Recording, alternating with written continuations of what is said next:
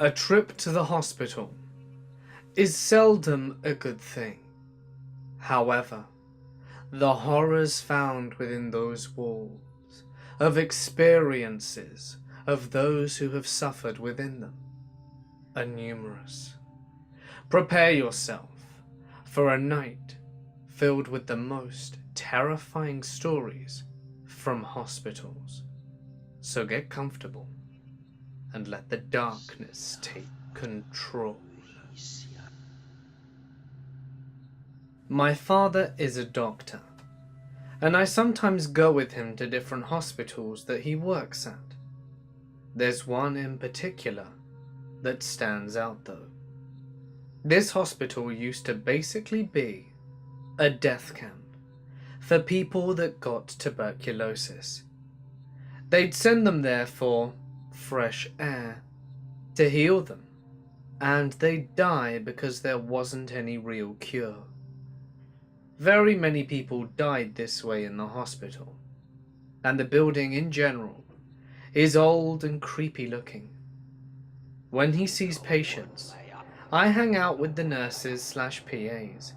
Because of working there, a lot of the staff have gotten into things like Ouija boards, recorders, ghost tours and more. So that's also cool, and I've heard some of their recordings and such, and here are some of the stories that they've told me. Until last year, there was an old elevator that was known for sometimes stopping on either the second or fourth floor before taking you to where you actually wanted to go. This wouldn't be a big deal normally, but this hospital is strangely laid out.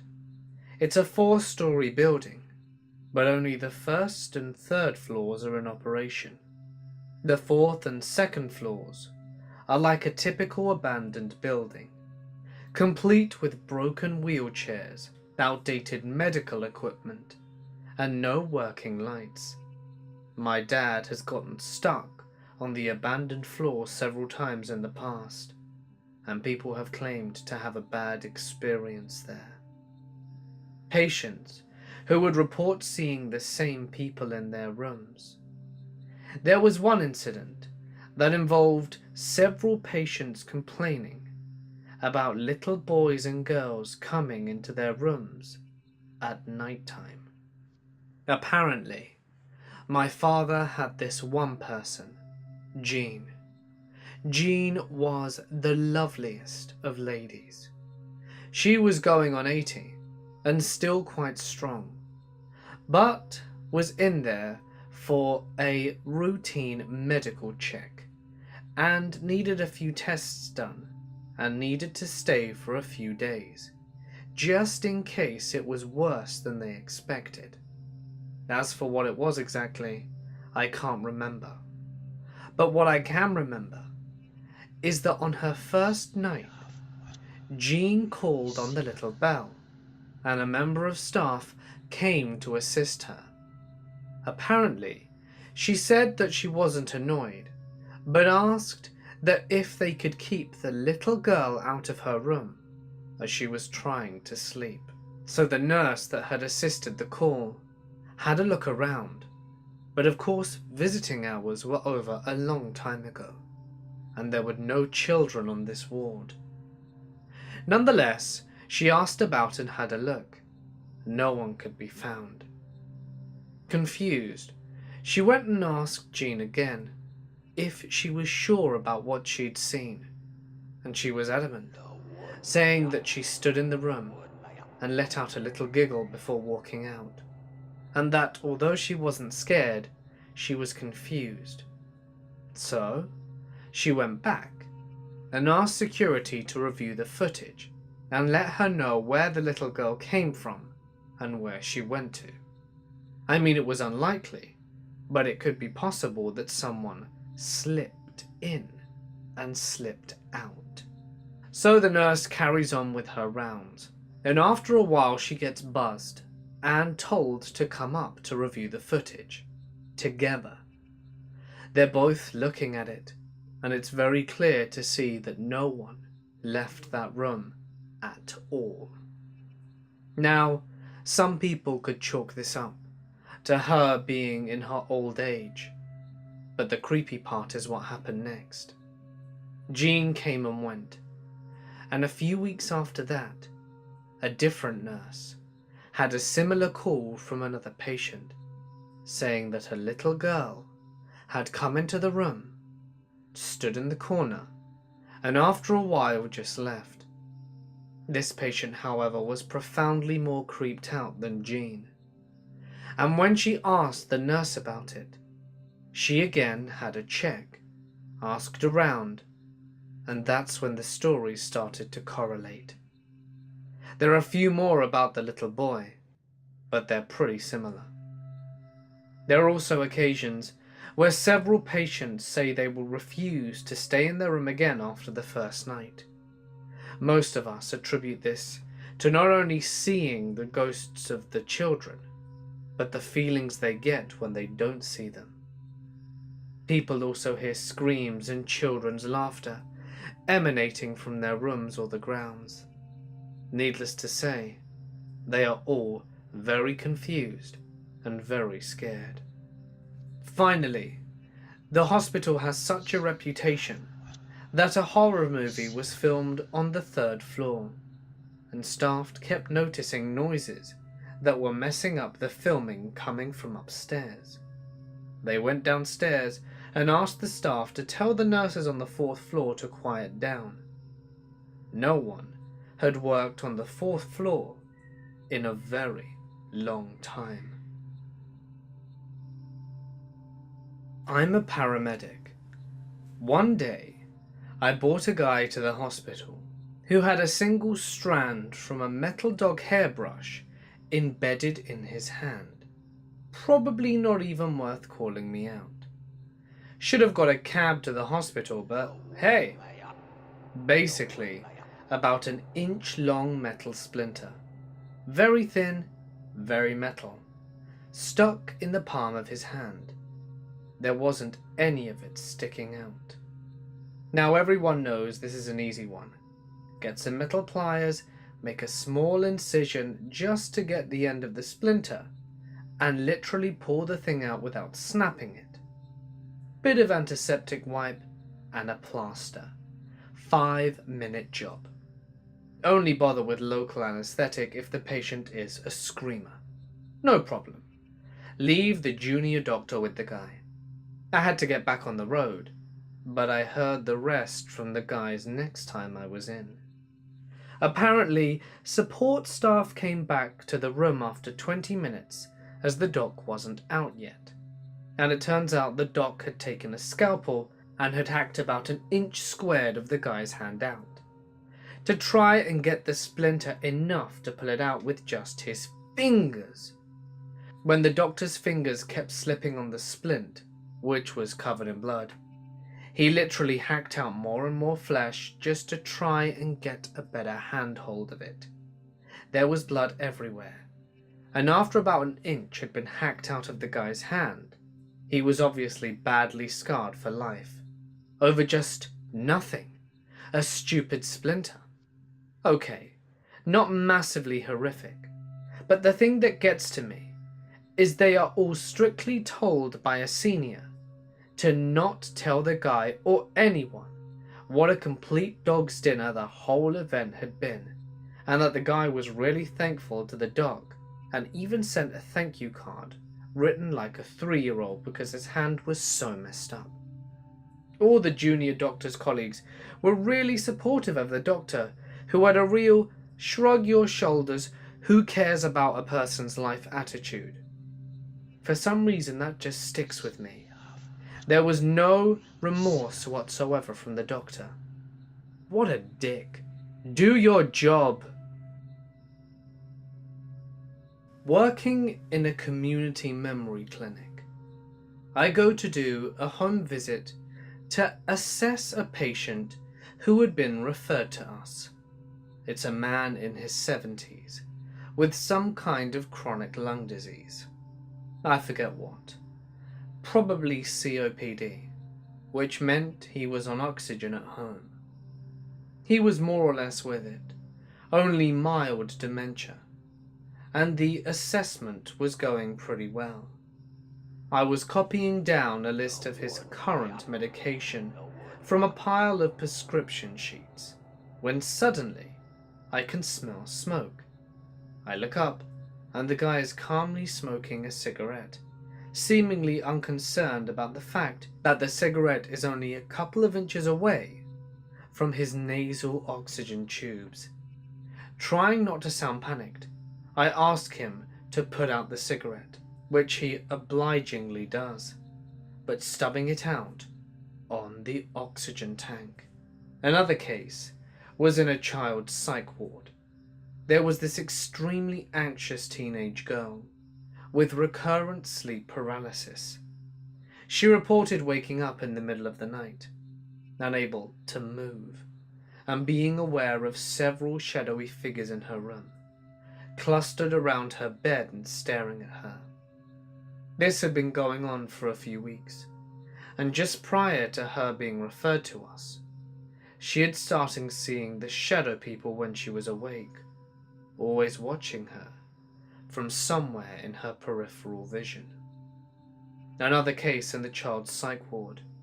5-year-old girl with some variation on a theme of high-functioning autism, who I was doing a neurodevelopmental assessment on. During the appointment, she begins telling me a story about how she had been playing in the woods. She got lost, and the shining people had found her and hidden her in the place under the hill. Her parents had gone looking for her, and the shining people had made a doll out of sticks and leaves, which they gave to her parents and made them think was her. There was something incredibly creepy about the way she told the story, particularly when I was playing along to see where this was going, and asked her how she escaped. And she looked at me straight in the eyes for the only time during the entire appointment and said, "I didn't." The last story is a high-security psychiatric unit on a night shift at around 4 a.m. We had a policy that the on-call doctor had to do twice nightly visual checks on all patients in seclusion rooms. Each door had an observation window, which had a cover to the outside that could be slid open to look into the room. Slid the hatch open on one room to find myself face to face with the patient, who was standing motionless, eyes unblinking, and his face pressed up against the glass. I've worked in a hospital for a while, and a lot of horrors come to mind. I once saw 2 patients die from bleeding through their carotid, a major blood vessel in the neck. Both had a recent tracheotomy, and an infection slowly ate the blood vessel lining until it burst open. Truly some gory stuff. I didn't see this one, but heard about it multiple times. A suicidal patient managed to commit suicide by carefully observing the staff schedules, and did it right after the evening shift went home, so only the night staff were there. He used the TV power cord and put himself on his knees until he died. But that was not the worst. To make sure the staff would be delayed as much as possible, he spread shit all over the room, and especially around himself. All I can say is that in the end, he succeeded. Another incident. Confused patients can be creepy too, saying things like, "Please don't let them take me," or "Who's that behind you?" while only you and the patient are in the room.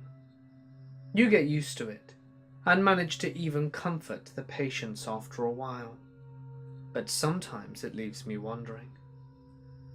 I've also heard a lot about people saying that patients feel their death is coming. I've stopped counting how many patients told me things like, "I'm most likely not going to be here tomorrow, so thanks a lot for your care. I really appreciate it." Or, "I'm going to die tonight. I know it, only to die later on." Often when they say it, nothing's out of the ordinary with them, but they just know. How they know is something I probably won't find out until the end. Now, I'm not a believer in the supernatural, but some rooms in the hospital seem to be attracting death, and this happens in most units I can think of.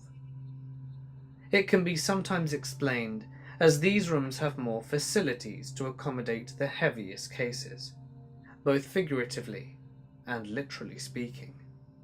But for the other normal rooms, I can find no rational explanation. This phenomenon seems to be able to move also from a room to another. For example, a few patients died in room 10. Then a patient is transferred from this room to room 20, and the phenomenon follows the patient. Yes, I know it's hard to believe, but after seeing it myself multiple times, I know something we don't understand is at work here, and I can't find a better way to explain it. I recall in a hospital I used to work in, there was a department where the employees' break room was right next to the elevators. Often during the night shift, nurses would go in during their breaks to sleep. One night, a nurse went to rest for a bit, but forgot to lock the door. The security guards then arrived during their rounds to check, opened the door to see a nurse sleeping, with a homeless dude sleeping on the floor next to her. They managed to get the guy out without waking the nurse, but told her afterwards. They eventually locked those elevators with a code during the night. I've had a few colleagues tell me that they saw on multiple occasions patients acting really creepy in the ICU. Often these were hyperactive delirium patients, like the patients were really slow in most of what they do, or didn't move at all, but they had their eyes wide open and fixed their gaze on whatever was in the room, or whoever, without blinking, sometimes grunting at them, some of them even saying that they looked like they were possessed. I believe that in 1 or 2 cases, families bought priests for exorcisms. Yes, it's not a joke, even doctors confirm this, and I don't remember if it worked though. I believe most of them eventually healed and were acting normal upon discharge. Another event is that elevators stopped by themselves at random floors, and on opening the doors, there wouldn't be a soul to be seen. I am an outpatient care manager. I've worked with a lot of people who have pretty significant histories of drug abuse, violence, erratic behavior, and a few people with murder convictions. For the most part, none of them fazed me too much. I've got all kinds of stories about the stuff that's happened with them, but I've only really had one client I've ever been afraid of. When he was new to the agency, I did his intake. He's a homeless guy in his early 60s, diagnosed with schizophrenia. He was currently living on the streets, and was open that he had serious issues with drugs. He talked about his violent outbursts. He would get angry and paranoid, and cut up other homeless guys he thought were out to harm him. While talking, I learned that he had been incarcerated previously for murdering his wife with a shotgun. He did so, in his account, because he was depressed and the voices told him to kill her.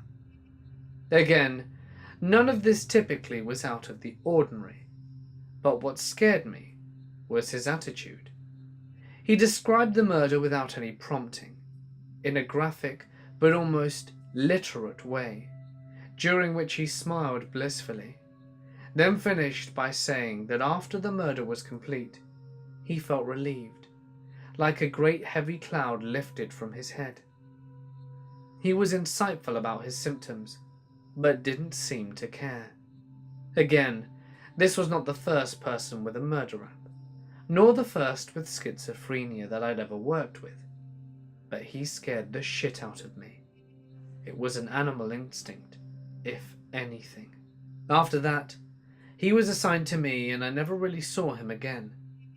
Last I heard, he had left for his hometown, but I still see him around occasionally, or at least, I think I do. I don't know exactly how he got released after incarceration, but it was probably parole. The vast majority of people with schizophrenia are not dangerous or violent, and some of my most productive case management relationships were with people who had schizophrenia. I have a feeling this guy had something else going on. I've worked in mental health for over 10 years. On the adult unit, we had a young, 21 years or so, patient who presented as extremely mentally sound. His speech was clear, his hygiene was really intentional, and his answers to every question were appropriate. He was admitted around lunchtime. He ate his meal and then went to his room to take a nap. After about 10 minutes, he bursts out of his room, stark naked, and walks through the whole unit like a robot.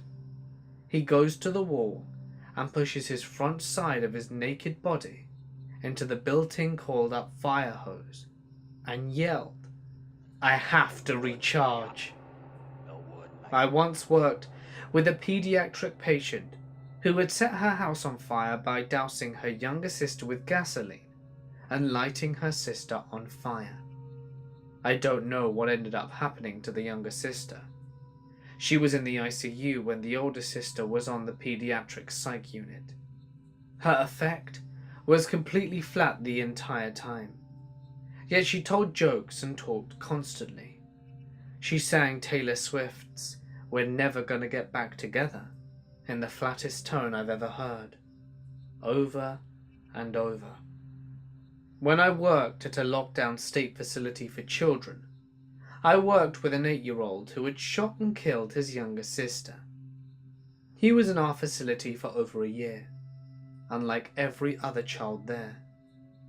He never had any huge problems, no aggression, and followed the rules. He was a very sweet and compliant kid, but he also never showed any empathy for killing his sister, neither in therapy or around cottage staff. He just maintained that he didn't mean to kill her. He just wanted to see what would happen, but he only talked about it a couple of times.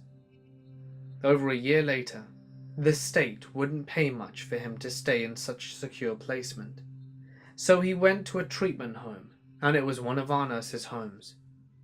He said a couple of weeks after the kid moved in, another of his kids that had lived with him had complained that the new kid kept coming into his room at night and threatening him with knives. This kid lied a lot, but the nurse paid attention to what he was saying and tried to catch him. He didn't catch him, but the kid said it was still happening.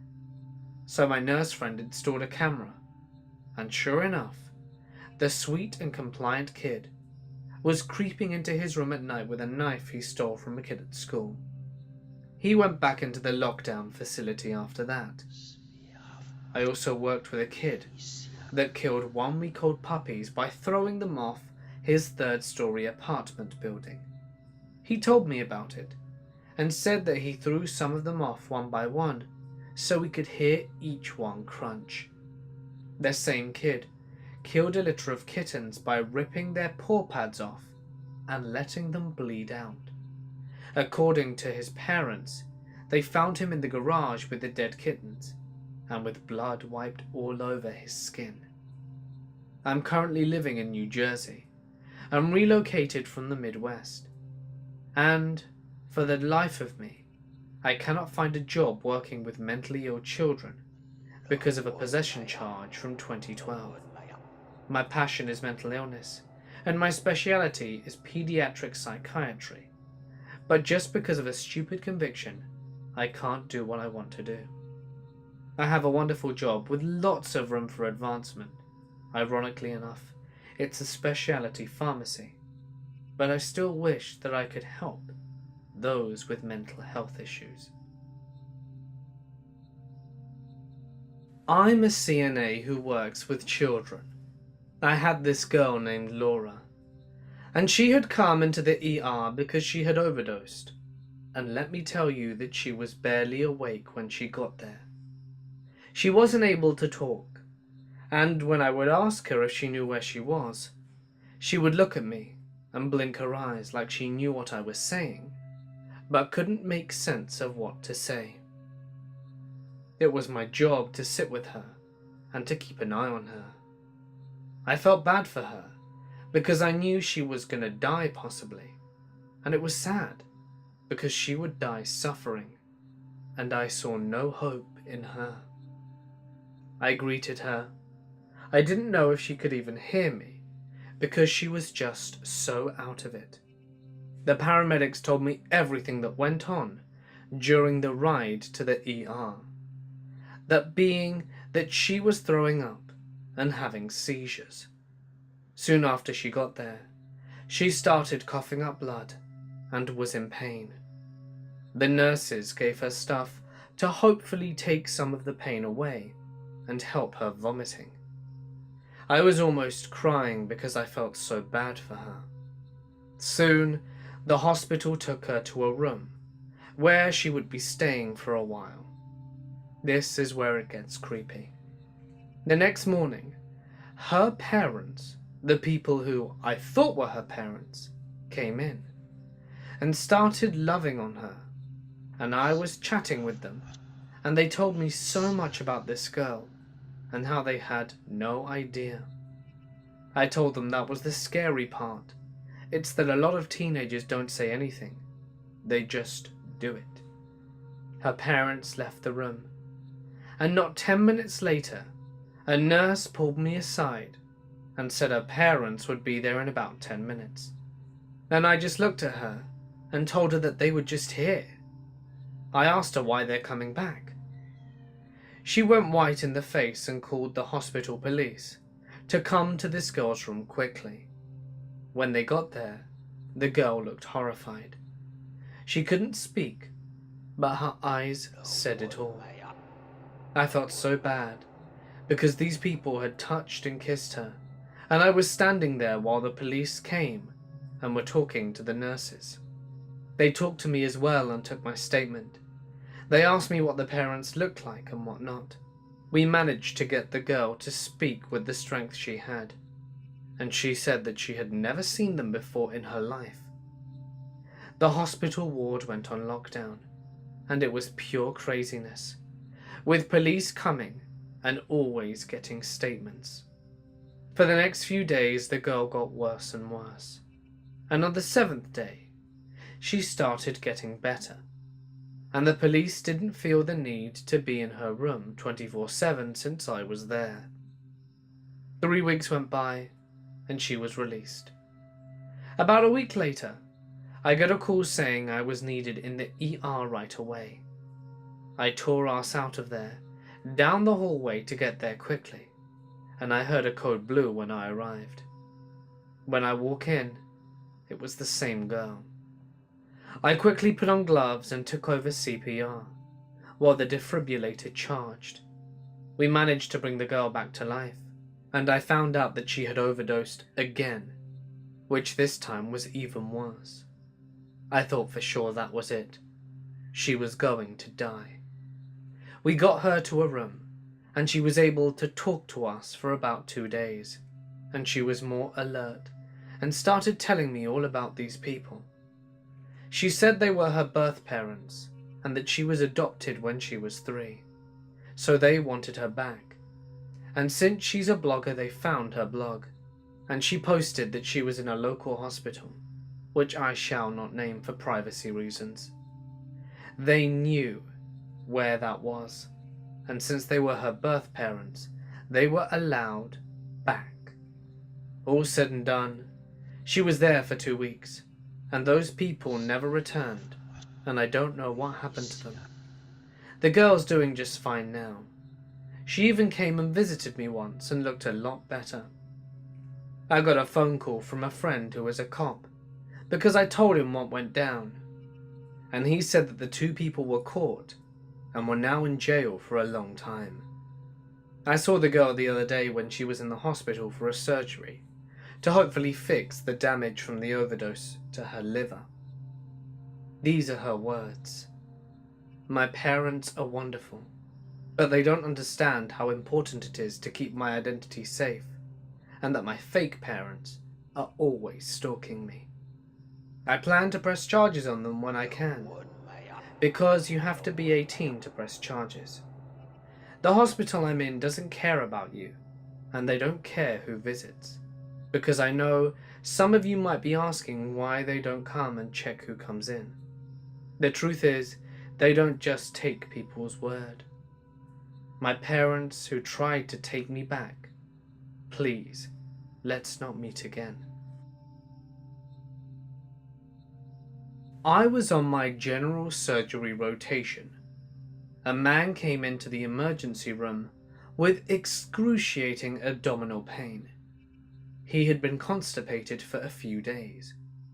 There's a term we use in medicine called rigid abdomen, and it describes the situation where the patient's abdomen is so screwed up that their muscles contract as hard as a board to try and reduce the pain.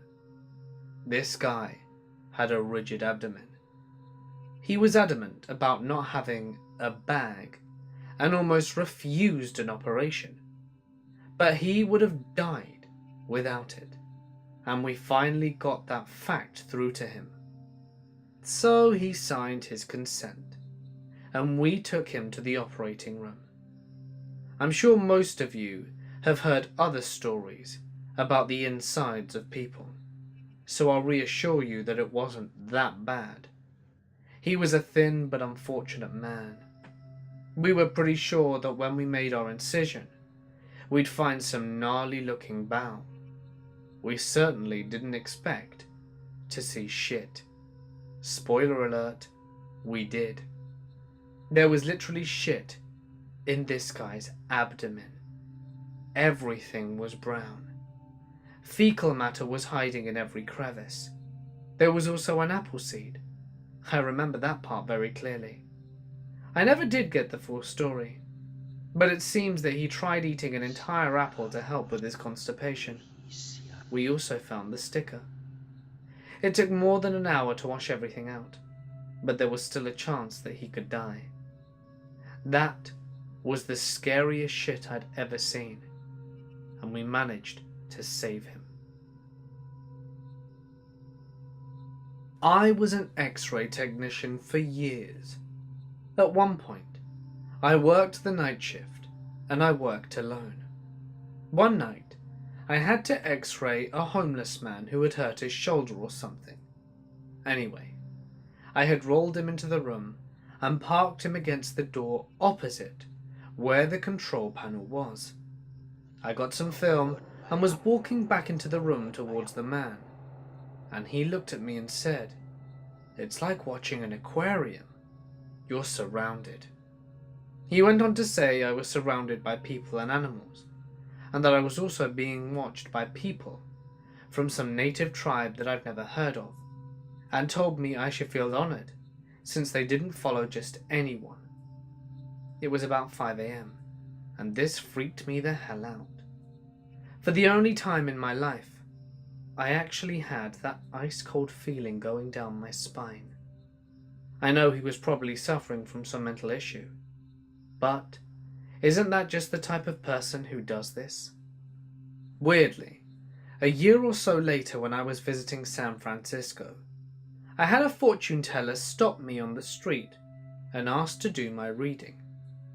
She said the same thing, that I was surrounded. So this happened about 2 years back, in paramedic training. So I live in an area that doesn't have too many people. Statesboro, Georgia. I'm doing training, learning how to insert a tube inside someone to help them breathe, which was very hard because you have to do it right. Otherwise, you could end up hurting someone instead of helping them. And I was sleepy. I was driving home when I get a call from my cousin Austin.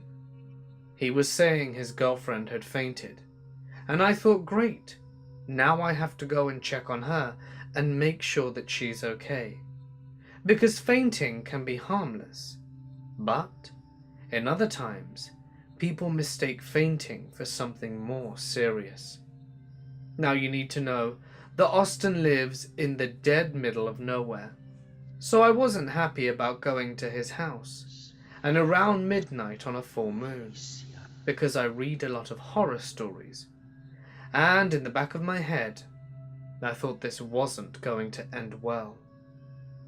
As for those of you who don't know about the full moon theory, it's where the full moon is out for some reason, and it makes people feel like they're sick when they're really not.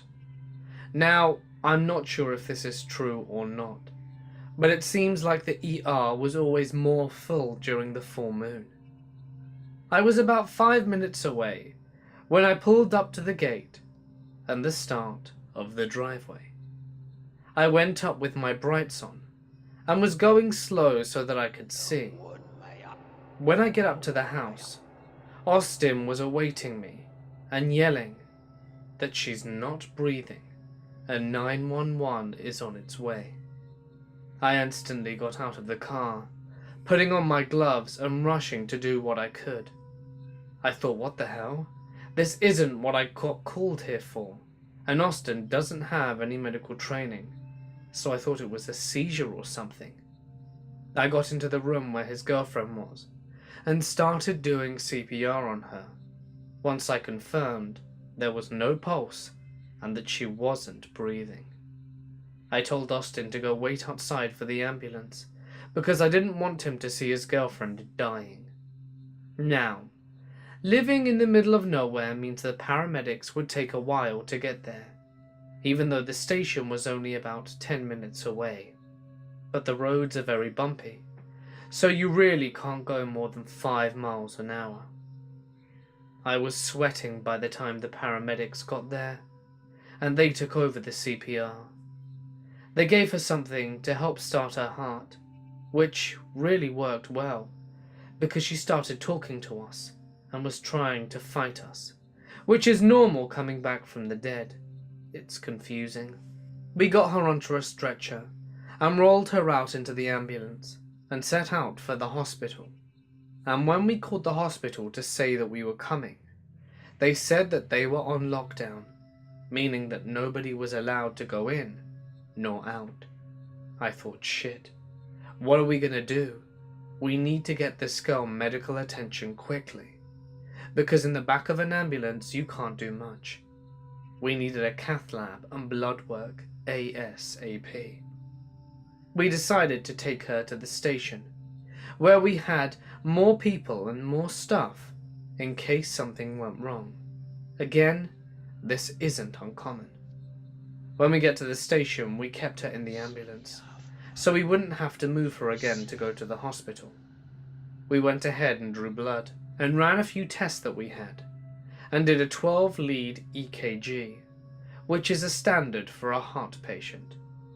Everything came back normal, which is what I thought, which is good and bad, because there was nothing we could do to help her. But it also meant, if something was going on, then it either went away on its own, or it's hiding somewhere else, possibly more harmful. When the hospital was no longer on lockdown, we took her, and I swear it looked like a ghost town, 'cause it's a small ER, and not too many people go there, even though there was a full moon.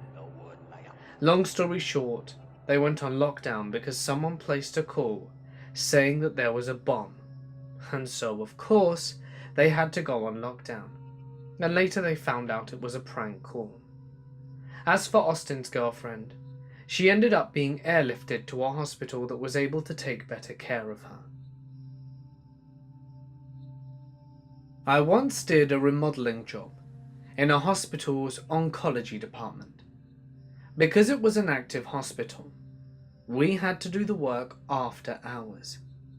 Many of the lights throughout the building were out, except for those that stayed on permanently, exit signs and whatnot, which made for a really creepy effect, not to mention a constant eerie hum and warnings about radioactive exposure posted here and there. I had been trying to listen to music on my phone and follow the score of an NBA playoff game, the one in which Ray Allen hit that three to spoil the Spurs' chance of a championship. But because the walls were lined with lead, the service reception was terrible, so I eventually gave up. There I am in a room by myself, in silence, except for the creepy hum of machines and lights, just picturing the poor sick souls walking in and out of here on a daily basis, when suddenly there was a blood-curdling scream coming from down the hall. I was so scared shitless that I froze for a second. I thought surely I imagined it, because the hospital was closed.